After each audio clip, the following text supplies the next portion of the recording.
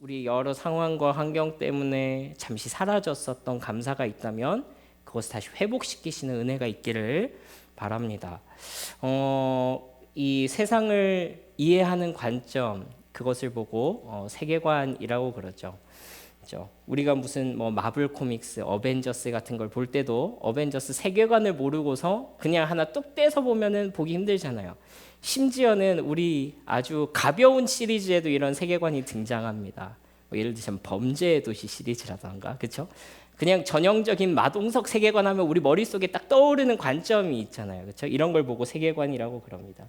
이 어떤 스토리를 이해하는 중요한 관점이 있다는 거죠. 근데 이 세계를, 우리가 살아가는 이 세계를 지배하는 중요한 관점, 또 특별히 우리는 이제 유실론적 세계관을 가진 사람들이죠. 하나님이 계시다고 믿는, 하나님이 세상을 창조하셨고 또 이 모든 것이 하나님의 섭리 가운데 이루어지고 있다라는 것을 믿는 신앙, 그런 세계관을 우리가 가지고 있다는 것이죠. 근데 이제 이 세계관에 따르면 우연이란 건 존재하지 않는다는 거예요. 그렇습니까? 네, 우연이란 건 존재하지 않습니다. 모든 것이 하나님의 섭리 가운데 일어나는 것입니다. 떨어지는 참새 한 마리도 하나님의 허락 없이는 떨어지지 않는다. 우리는 이렇게 고백합니다. 그러면 이 우리의 유실론적 세계관, 하나님을 믿는 세계관, 기독교 세계관의 반대편에는 어떤 세계관이 있을까요? 그건 바로 쉽게 말하자면 무신론적 세계관, 그렇게 생각할 수 있죠. 디테일하게 살펴보면은 자세하게 이런 세계관도 있고 저런 세계관도 있겠습니다만 오늘은 또 그걸 얘기하는 자리는 아니니까 퉁치겠습니다. 신은 없고 모든 것은 우연에 의해서 일어난다라고 믿는 또 하나의 세계관이 있습니다. 그리고 이 세계관 속에서는 모든 것이 우연 가운데 일어나고 우리도 우연 가운데 태어났으며 그리고 그 가운데서 이 우연의 세계에서 나의 노력과 애씀을 통해서 포착하는 그 기회를 붙잡아서 성공의 길로 나아간다. 이것이 일반적인 이 세상의 세계관 아니겠습니까? 그렇죠? 일반적으로 사람들이 나 이렇게 살아라고 주장하진 않겠지만 이 사람들의 마음속에, 내면 속에 내재하고 있는 그런 전제가 아닐까, 그런 생각을 합니다. 제가 이번 주랑 다음 주에 이 감사에 관한 설교를 준비하면서요, 감사의 반대말이 뭘까, 그런 생각을 좀 해봤습니다. 여러분, 감사의 반대말이 뭐라고 생각하세요? 사전에 보통 반의어가 기록이 되어 있잖아요. 근데 감사의 반대말에 대한 반의어가 이제 사전적 정의로는 나와 있지 않더라고요. 그런데 제가 이제 구글링을 하다가 어떤 블로그가 주는 이 어떤 단어 문장에 굉장한 인사이트를 받았습니다. 감사의 반대 하면은 우리가 흔히 불평, 불만 이런 걸 생각하기 쉬운데 그게 아니라 당연시 생각하는 마음, 당연하다고 여기는 마음이 감사의 반대말이다. 그래서 감사의 반대말은 불평, 불만이 아니라 당연하다고 여기는 마음이다. 어때요? 좀 공감이 되지 않습니까? 그렇죠? 왜 불평, 불만이 나옵니까? 왜 불만이 우리에게 있습니까? 당연히 내 권리인데, 당연히 내가 누려야 할 것인데, 당연히 내 것인데 그것이 내 손에 들어오지 않으니까 화가 나는 거예요. 당연히 내가 마땅히 그런 대우를 받아야 하는데, 그죠? 막 요즘에 미드 보면 그런 거, You deserve it. 너 자격 있어. 막 이런 거 얘기하잖아요. 나 자격 있어. 너 자격 있어. 내가 자격 있다고 생각하는 거예요. 내가 자격 있다고 생각하는데 그게 내 눈앞으로 그냥 스쳐 지나가 버리니까 화가 나고 분노가 치밀어 이르는 거죠. 그러니까 불평, 불만의 근저에 들어가 보면 그 원인은 당연하다고 생각하는 마음이라는 것입니다. 근데 어쩌면 그래서요, 우리가 유실론적 세계관, 특별히 하나님을 믿는 이 세계관 속에서 모든 것이 하나님의 섭리 가운데 일어나는 일이고 우연이 없다라고 우리가 믿는다면, 그렇다면 이 유실론적 세계관 속에서, 하나님을 믿는 이 세계관 속에서 우리는 모든 것이 하나님의 섭리 가운데, 하나님의 계획하신 가운데 일어났기 때문에 그리스도인의 삶은 반드시 감사로 이어질 수밖에 없겠구나라는 생각을 하게 되었다는 거예요. 지금 우리가 누리는 모든 것이 다 하나님의 은혜죠. 우연이 된 것이 없죠. 다 우리가 그럴 자격이 있어서 그런 것이 아니라 하나님께서 그냥 더하여 주신 것입니다. 그래서 찬양에도 이런 가사가 있지 않습니까? 내 삶에 당연한 건 하나도 없었던 것을. 이런 찬양도 있잖아요. 그렇죠? 근데 한편으로는요, 그런 생각도 드는 거예요. 그래서 더 감사하기 어려울 수도 있겠다. 여러분 좀 공감되시나요? 그래서 더 의문스러울 수도 있겠다. 나는 하나님의 자녀인데, 하나님 믿는 사람인데, 하나님의 섭리를 신앙하고 그분의 계획 가운데 내 삶이 있다고 믿는데, 하나님 내 삶 왜 이렇게 안 풀어주시나요? 라는 생각을 오히려 하게 될 때도 있다는 거예요. 왜 내 맘대로 안 되지? 왜 이렇게 내 삶이 안 풀리지? 왜 하나님 나만 빼고 은혜를 주십니까? 하나님 왜 은혜를 주시다가 나만 건너뛰어서 가십니까? 어떤 눈 작은 분이 그렇게 기도했다 그러죠. 하나님 왜 제 눈에는 칼집만 내셨나요? 은혜 주시다가 바쁘셨나요? 이런 얘기를 했다 그러죠. 그래서 저는 의사 선생님에게로 남은 칼질을 받으러 갑니다. 그런 얘기를 하더라고요. 하나님 왜 나한테 은혜를 주시려다 그냥 건너뛰고 가셨나요? 왜 나만 빼놓으셨나요? 이런 생각을 신앙인이기 때문에 오히려 할 때가 있더라는 거예요. 하나님을 믿기 때문에, 모든 것이 다 하나님의 손에 있다고 믿기 때문에 그래서 더 이해가 안 될 때도 있더라는 것입니다. 마치 세상은 하나님을 믿는 우리를 향해서 이렇게 막 몰아세우는 것 같아요. 너 이래도 감사할래? 너 이래도 하나님 찬양할래? 너 이래도 너의 신앙을 고백할래? 막 몰아세우는 것 같은, 막 겁박하는 것처럼 그렇게 느껴지기까지도 합니다. 오늘 성경에 등장하는 우리가 함께 읽었던 이 다니엘이라는 사람의 삶도 어쩌면 우리가 이렇게 고민하고 우리가 겪어나가는 이 삶의 아이러니 속에 한복판에 있는지도 모르겠습니다. 이 다니엘은요, 10대 시절에 이 바벨론에 의해서 유다가 포로로 완전히 몰락해서 끌려갔을 때 같이 끌려갔던 유다의 왕족이었습니다. 왕족으로 살고 있다가 하루아침에 포로 생활을 하게 된 10대의 청소년이었어요. 근데 이 청소년이요, 이 어린아이가 어린 시절부터 하나님 앞에 구별된 삶을 살기 위해서 굉장히 노력합니다. 우상에게 바쳐진 제물을 먹지 않고요, 경건하게 살아가기 위해서 자기의 삶을 구별합니다. 바벨론에서도 이 하나님의 백성으로 살아가기 위해서 굉장히 많은 고생을 합니다. 그리고 이 잡혀간 땅에서 바벨론 왕 다음으로 최고위직까지 올라가게 됩니다.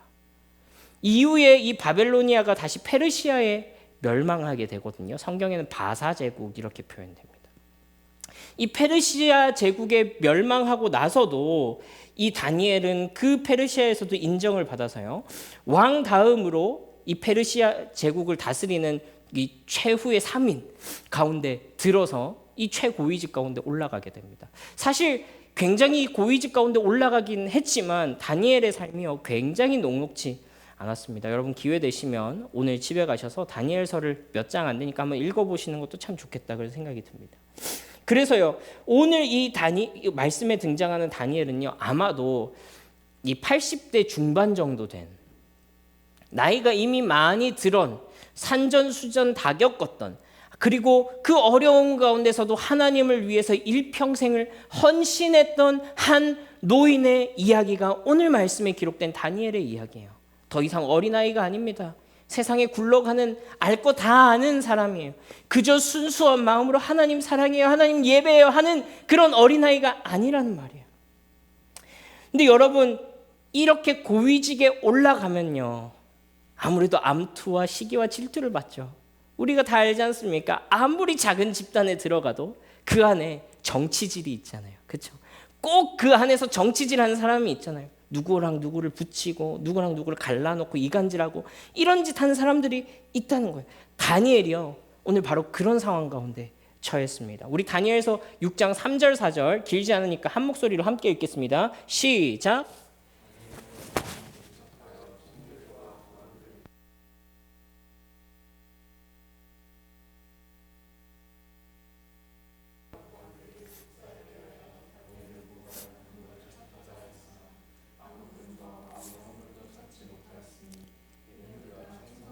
아무 그릇됨도 없고 아무 허물도 없음이었더라. 그렇습니다. 다니엘을 시기 질투해서 이 다니엘을 끌어내리려고 했습니다. 그런데 다니엘에게서 허물을 찾지 못했습니다. 다니엘이 하나님 앞에서 뿐만 아니라 사람들 앞에서도 정직했기 때문에 그렇습니다.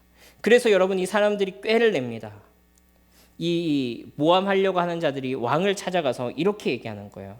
왕이시여, 얼마 전에 바벨로니아를 복속하셨지 않습니까?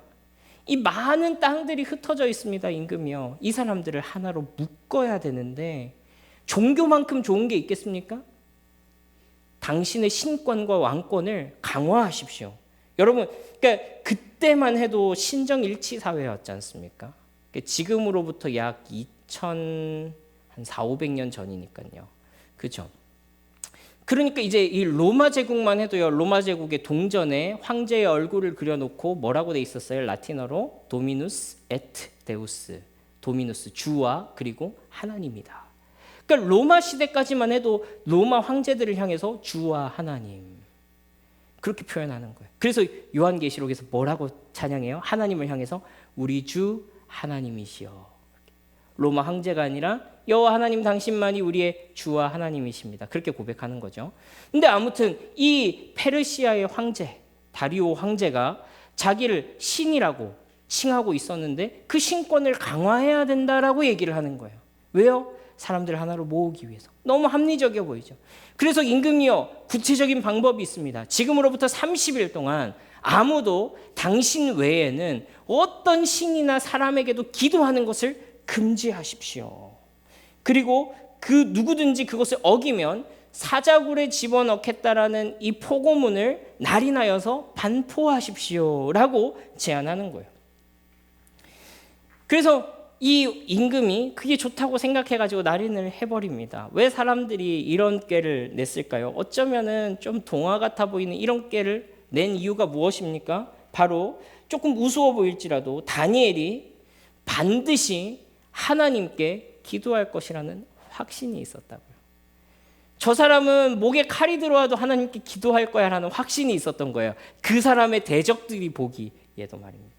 한편으로는 정말 영광스러운 평가죠. 그렇죠? 우리가 그리스도인으로서 세상 사람들이 봤을 때도 야, 저 사람은 목에 칼이 들어와도 하나님 믿을 사람이야. 야, 저 사람은 어떤 일이 있어도 하나님 앞에 정직할 사람이야 라는 평가를 듣는다는 건요, 굉장히 영광스럽고 참 감격스러운 평가가 아닐까 합니다. 근데요, 문제는 바로 이 영광스러운 하나님 앞에서 너무나도 멋지고 성도들 보기에는 박수받아 마땅한 이 평가가 다니엘에게 올무가 됐다는 거예요. 우리 오늘 읽었던 우리 말씀 6장 10절 말씀 한 목소리로 함께 읽어보겠습니다. 시작. 다니엘이 이 조서에 왕의 예루살렘으로 향한 창문을 열고 전에 하던 대로 하루 3번씩 무릎을 꿇고 기도하며 그의 하나님께 감사하였더라. 다니엘은 왕의 조서에 도장이 찍힌 것을 알고서도 전에 하던 대로 예루살렘을 향하여 숨어서도 아니고 예루살렘을 향한 창을 열어놓고 기도했습니다. 여러분, 이게 이제 기가 막힌 상황 아닙니까? 그렇죠? 이 다니엘의 이 신실함 때문에 다니엘은 이제 페르시아의 형벌이었던 사자굴에 던져지게 되는 그런 형벌에 처해지게 됩니다.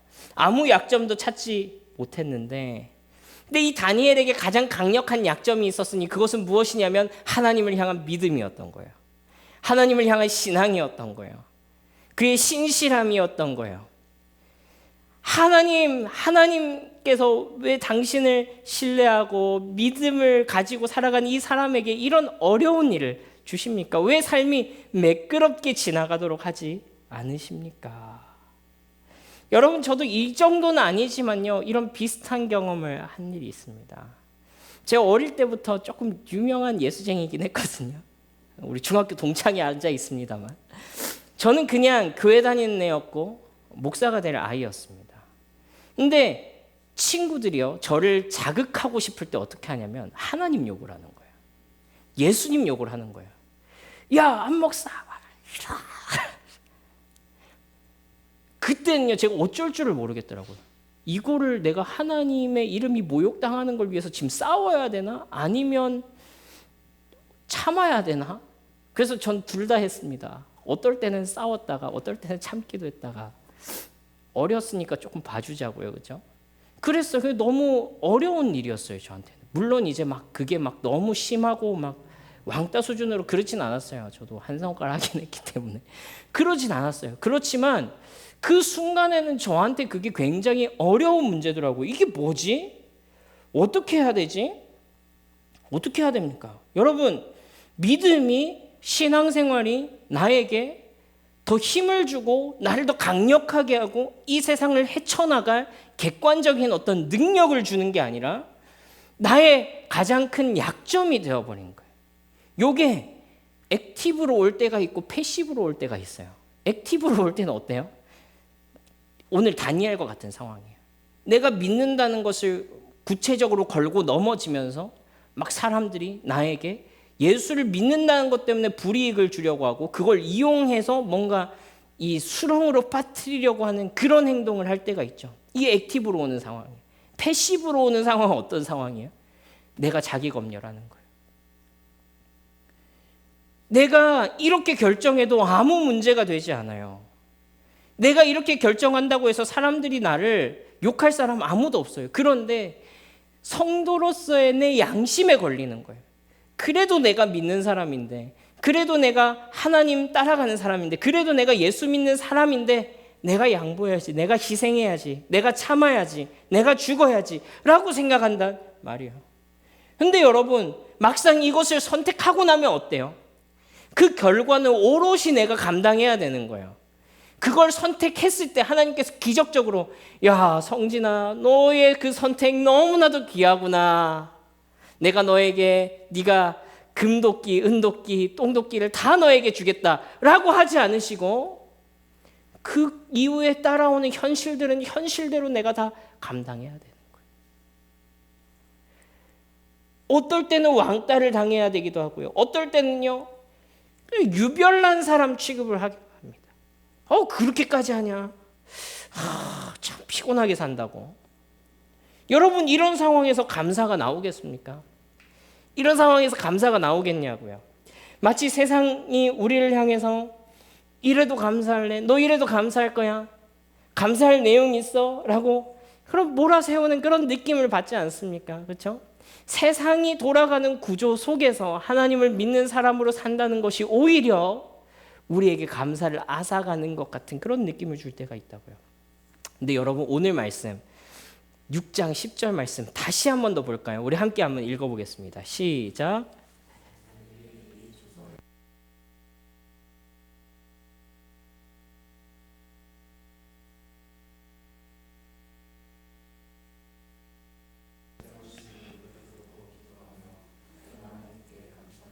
뭐라고요? 그냥 기도한 게 아니라 감사하였더라 이러고 있어요. 감사하였더라. 전 좀 화가 나더라고요, 이 말씀 보고. 뭐가 감사한 걸까 지금 이 사람은? 선생님, 뭐가 감사하세요? 예? 다니엘이 하나님께 주여 고난을 피하게 해주시옵소서라고 기도하지 않았다고 합니다.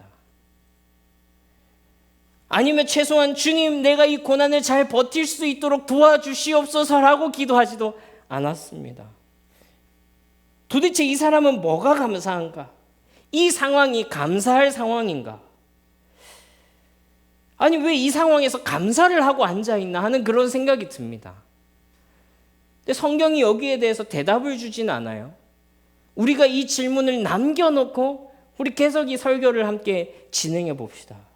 여러분도 이 설교를 들으시면서 한번 생각해 보십시오. 다니엘은 뭐가 감사했던 걸까?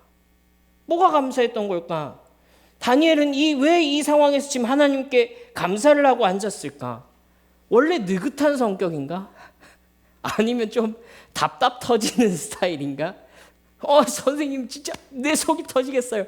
이런 사람이라서 그런 건가? 모르겠습니다. 성경은 다니엘이 왜 감사했는지에 대해서는 침묵합니다. 그리고 이 이후의 상황은 다니엘이 사자굴에 실제로 들어가게 되는 것입니다. 다리오 왕은 심각하게 당황했습니다. 왜냐하면 자기가 너무나도 이 총애했던 이 다니엘, 제일 일 잘하고 내가 제일 좋아했던 이 다니엘이 정적들의 모함에 의해서 지금 죽게 생겼기 때문입니다. 그래서 이 다니엘을 제거하기 위해서 자기의 칙령이 이용당했다는 것을 너무 뒤늦게 깨달아 버렸습니다. 하지만 이미 법으로 공포했기 때문에 왕도 법을 어길 수는 없어서 다니엘의 하나님께 이 다리오 왕이 기도하며 다니엘을 사자굴 속으로 넣습니다. 우리 조금 길지만 16절부터 23절까지 저와 여러분이 번갈아 가면서 읽겠습니다. 이에 왕이 명령하며 다니엘을 끌어다가 사자굴에 던져 넣는지라. 왕이 다니엘에게 이르되 네가 항상 섬기는 너의 하나님이 너를 구원하시리라 하니라. 왕이 그의 도장과 귀족들 도장으로 봉하였으니 이는 다니엘에 대한 조치를 고치지 못하게 하려 함이었더라. 왕이 궁에 돌아가서는 밤이 새도록 금식하고 그 앞에 오락을 그치고 잠자기를 마다하니라. 이튿날에 왕이 새벽에 일어나 급히 사자굴로 가서 다니엘이 든 굴에 가까이 이르러서 슬피 소리질러 다니엘에게 묻되 살아계시는 하나님의 종 다니엘아, 네가 항상 섬기는 너의 하나님이 사자들에게서 능히 너를 구원하셨느냐 하니라. 다니엘이 왕에게 이르되 왕이여 원하건대 왕은 만수무강하옵소서. 나의 하나님이 이미 그의 천사를 보내어 사자들의 입을 봉하셨으므로 사자들이 나를 상해하지 못하였사오니 이는 나의 무죄함이 그 앞에 명백함이오며 또 왕이여 나는 왕에게도 해를 끼치지 아니하였나이다 하니라. 함께 읽습니다. 왕이 심히 기뻐함 굴에서 올리라 하매 그들이 다니엘을 굴에서 올린즉 그의 몸이 조금도 상하지 아니하였으니 이는 그가 자기의 하나님을 믿음이었더라. 정말 다행스럽게도 다니엘은 사자굴에서 아무 해도 입지 않고 무사히 나오게 됩니다.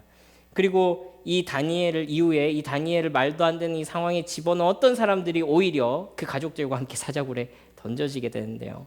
아주 적나라한 표현이 나옵니다. 그들의 몸에 땅에 닿기도 전에 사자들이 그들의 뼈를 부러뜨려서 죽였더라. 그렇게 표현하고 있습니다. 그리고 이 다리오 왕은 다니엘의 하나님을 찬양하는 것으로 이 다니엘서의 이 내러티브 스토리는 오늘 이 6장까지로 끝이 납니다. 해피엔딩 예쁘게 끝났어요. 근데 여러분 우리 다시 시간을 감아가지고요.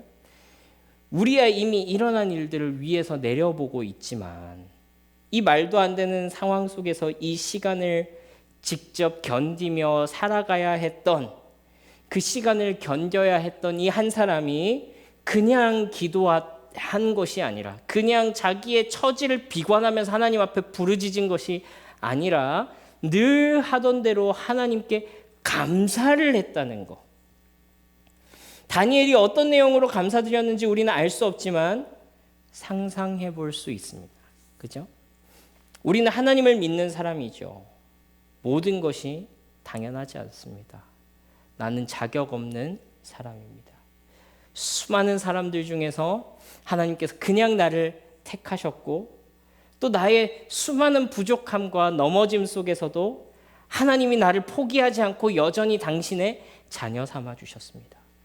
내가 수없이 하나님을 떠날 수 있었던 그 순간에 하나님이 나를 붙잡아 주셨습니다.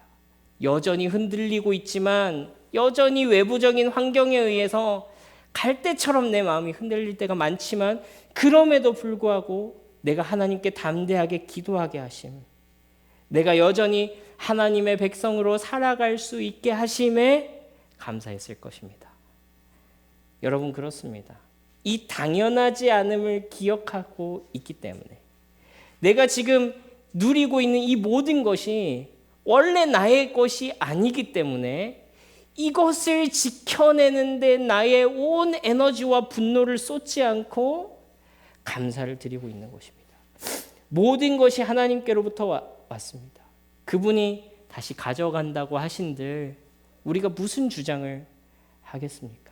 내가 지금 무엇이라도 누리고 있다면 그것은 하나님께로부터 온 것이죠. 그런데 하나님께 감사하는 것을 금지하는 이 조건으로 모든 것을 빼앗아 가겠다라고 협박을 하니까 다니엘이 여기에 응할 수가 없는 것입니다.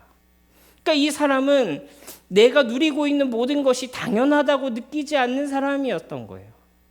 모든 것이 하나님의 은혜로 더하여진 것이고 내가 감사하면서 살아갔던 것을 이 고백하는 사람이었는데 네가 지금 가지고 있는 것을 빼앗아 갈 테니까 감사하지 마, 기도하지 마 라고 하면은 이게 응답할 수가 없는 대답이 되어버리는 겁니다. 여러분, 그래서요, 저는 이 다니엘의 기도, 이 다니엘의 감사를 보면서요, 이 감사라는 것이 온갖 폭풍과 풍랑과 그냥 내 속에 잠잠하던 이 물결을 그냥 휘집어 놔가지고 온갖 오물이 다 올라오게 하는 그 상황들 속에서 하나님의 주권을 고백하는 가장 겸손한 나의 능동적인 행동이구나 하는 것을 깨닫게 됐습니다. 그래서 이래도 감사할래가 아니라 지금까지 하나님의 은혜가 아니었으면 아무것도 아니었을 내 인생, 아무것도 아니었을 내 삶, 어떻게 감사하지 않을 수가 있겠는가 하는 고백을 하게 하는 것입니다. 여러분, 사실 저도 참 감사하기가 어려웠던 때가 있습니다. 특별히 제 인생 중에서 가족이 생기고서 가장 가난했던 그 순간들이 있어요. 남들은 막 지나가는데 남들은 다 잘 살고 있는 것 같고 남들은 그때 이제 제가 특별히 어떤 일을 했냐면 신축 아파트에 가전제품을 갖다 설치하는 그런 이제 뭐 아르바이트라면 아르바이트 뭐 그런 노동이라면 노동을 했던 때가 있거든요.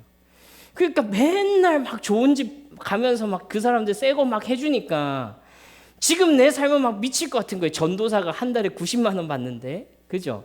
그러고 이제 가족들을 다 먹여 살려야 되는데 뭐 먹을 게 있겠어요. 그게 막 너무 막 비교하기 시작하니까 감사는 남지 않고 그때 제가 한동안 엄청 이 분노와 막 화에 막 사로잡혔던 것 같아요. 내 처지는 왜 이런가? 내 삶은 왜 이런가? 나도 저렇게 살아야 되는데 와 이렇게 했던 것 같아요. 이게 쉬운 일이 아니라는 거예요. 그냥 툭 하고 내던지는 말이 아니라는 말입니다.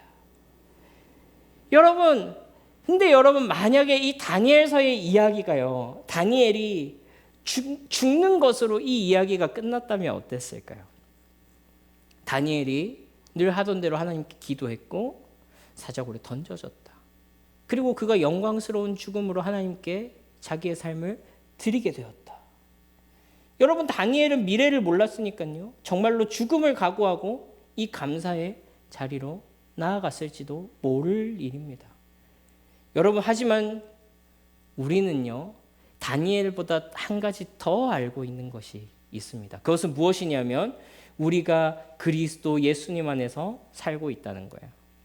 우리의 생과 사가 다 하나님의 손 안에 있고 그것이 혹여 죽음이라고 할지라도 그리스도 예수 안에 있는 하나님의 사랑에서 우리를 끊어놓을 수 없다는 것입니다. 우리 이 말씀 함께 읽어볼까요? 로마서 8장 35절에서 39절인데요. 제가 한 절, 여러분 한 절, 마지막은 같이 읽어보겠습니다. 누가 우리를 그리스도의 사랑에서 끊으리요? 환난이나 공고나 박해나 기근이나 적신이나 위험이나 칼이랴.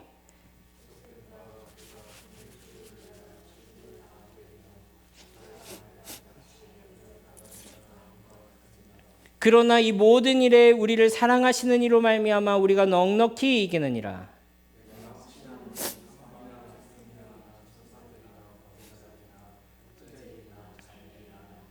함께 읽습니다.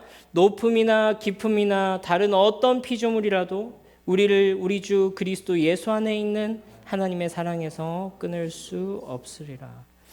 여러분, 보통은 감사 이야기하면 막 좋고 즐겁고 행복하고 막 뭔가 퐁퐁퐁 핑크빛이 터져 나오고 이래야 되는데 오늘 여러분과 본의 아니게 죽음을 각오한 감사에 대해서 이야기하고 있습니다. 근데 여러분, 진짜 우리의 처지가 사실 그렇지 않습니까? 우리가 살다 보면 진짜 죽겠다 싶을 때가 많이 있잖아요. 오늘 우리가 함께 읽었던 로마서 8장 36절 말씀에도 이러잖아요. 성도의 처지가 어떤 처지라고요? 마치 우리가 종일토록 주를 위하여 죽임을 당하게 되며 도살할 양같이 도살장으로 끌려다니는 처지가 그리스도인의 처지 같습니다. 하나님의 섭리를 따라 산다는 게, 예수를 믿으며 나의 이 지조를 지키며 살아간다는 게 승리와 쟁취의 삶만 기다리고 있는 것이 아니라 우리가 주를 위하여 종일토록 죽임을 당하며 도살장에 끌려가는 양 같을 때가 대부분입니다. 주님, 죽겠습니다. 한마디로 죽을 것 같습니다. 이런 고백 아닙니까? 그죠? 이 시간을 살아가는 사람들에겐 진짜 죽겠다 싶은 순간들이거든요. 절대로 이게 쉬워서 무책임하게 툭툭 던지는 말씀이 아니란 얘기입니다. 그런데 어떻다고요? 그러나 우리를 사랑하신 이로 말미암아 우리가 넉넉히 이깁니다. 이 세상의 그 어떤 것도 그리스도 예수 안에 있는 하나님의 사랑에서 우리를 끊을 수 없습니다 라고 고백하게 되는 거예요. 여러분, 이걸 보고 뭐라고 하냐면요, 복음이라고 그럽니다. 이것을 보고 복음이라고 그래요. 당연하지 않은 것을 자격 없는 자에게 그게 마치 당연하다는 것이, 하나님이 온 힘을 다해서 너를 사랑하고 있다고, 죽음도 이 사랑에서 우리를 갈라놓을 수 없다고, 나의 온 힘을 다해서 원래 네가 당연히 사랑받아야 하는 사람인 것처럼 내가 대우해 주겠다고, 내 온 능력을 다해서 너를 사랑하겠다고 이야기하는 것이 복음이에요. 온 세상을 창조하신 하나님의 사랑을 너에게 주겠다. 그리고 네가 어떤 상황에 처해 있든지 그 사랑은 변하지 않을 것이다. 이것이 바로 복음이 주는 약속입니다. 여러분, 사실은요, 이 지점이 기독교의 신비가 머무는 지점입니다. 성경은요, 우리에게 모든 것을 다 설명해 주지 않아요. 미안하지만 많은 부분에서 성경은 우리에게 침묵합니다. 우리가 모르는 것과 아는 것을 분명하게 남겨둡니다. 모르는 것은 무엇입니까? 모르는 것은 이런 거예요. 하나님이 왜 내 삶에 빛과 그림자를 함께 두셨습니까? 하나님이 왜 내 삶에, 하나님을 믿는 성도의 삶에 승승장구하고 잘 되는 삶뿐만 아니라 넘어지고 안 되고 실패하는 것을 같이 두셨습니까? 왜 이렇게 속 시원한 인생이 아니라 고난받고 어렵고, 어떨 때는 예수를 믿는다는 것이 오히려 나에게 족쇄가 되어서 어쩌면 남들보다 더 불편하게 살게 하는 것인지, 그런 불평을 할 때도 있다는 거예요. 근데 성경은 이 문제에 대해서요, 속 시원하게 그 이유를 설명해 주지 않습니다. 성경은 설명해 주지 않아요.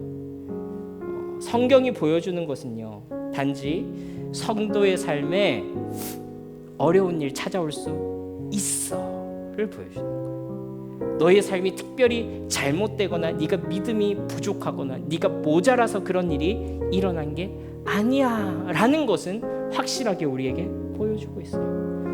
오늘 우리가 다니엘의 삶에서, 그 믿음 좋았던 다니엘의 삶에서도 이런 일이 벌어지는 것을 보게 되잖아요.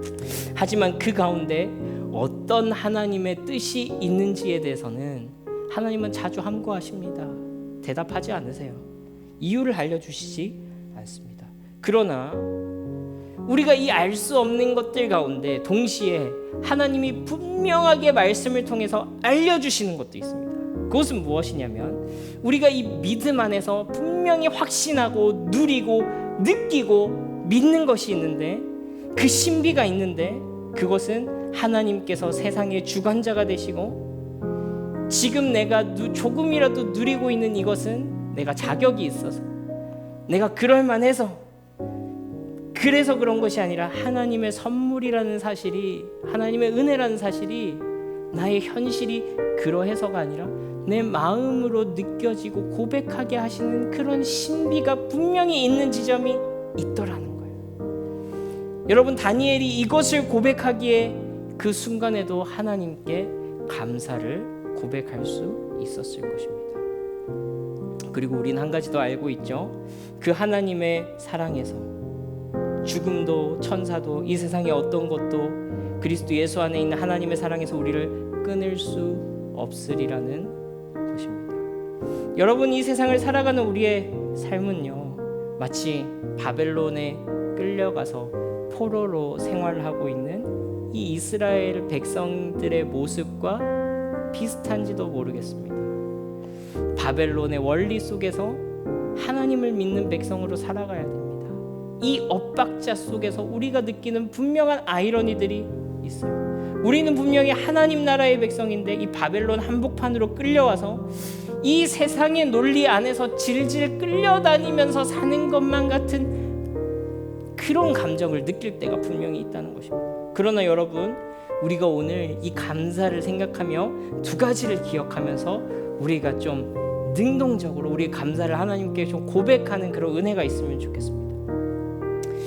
첫 번째로는요, 우리에게 이미 주어진 이 모든 것이 하나님의 은혜로 주어졌다라는 것을 기억합시다.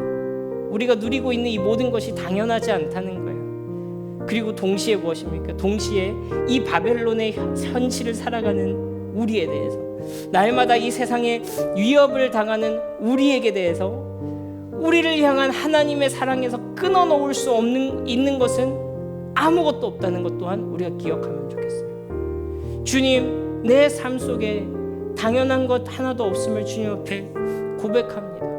주님, 내 삶에 내가 조금이라도 누리고 있는 것이 있다면 그것은 내가 자격이 있어서가 아니라 하나님 당신께서 그냥 내 인생에 더하여 주신 것일 뿐입니다. 주님, 내가 이 믿음으로 세상을 살아가는 가운데 이 바벨론의 원리가, 이 바벨론의 공식이 내 삶을 이 고백 가운데 살아가도록 가만히 놔두지를 않습니다. 나를 죽이려고 듭니다. 그러나 여러분, 그때에도 하나님 그리스도 예수의 사랑에서 나를 끊어놓을 수 있는 것이 아무것도 없음에 주님 감사합니다. 난 살아도 주님의 것이고 죽어도 주님의 것입니다. 여러분, 그래서요, 세상은 오늘도 우리에게 이래도 감사할래? 너 이래도 감사할 거야 진짜? 너 제정신이야? 그 순간에 감사가 나와, 이 답답 터지는 사람아? 라고 우리에게 질문할지 모릅니다. 그런데 우리에게는 이래도 감사할래가 아닙니다. 우리의 모든 것이 하나님께로부터 왔고 또 우리는 그래서 감사합니다. 이것을 고백하게 합니다. 여러분, 이것이 복음의 낭만이고 기독교의 신비입니다. 그 무엇도 끊을 수 없는 하나님의 사랑 안에서 우리는 감사할 것입니다. 우리 함께요, 주 사랑이 나를 숨쉬게 함께 찬양하고 기도할 때 주님의 은혜, 이미 우리에게 주어진 은혜, 그리고 앞으로도 우리를 떠나지 않을 그 영원한 사랑의 은혜를 찬양하며 하나님께 감사의 기도를 올려드리는 또 우리가 되면 좋겠습니다. 우리 함께 하나님을 찬양하겠습니다.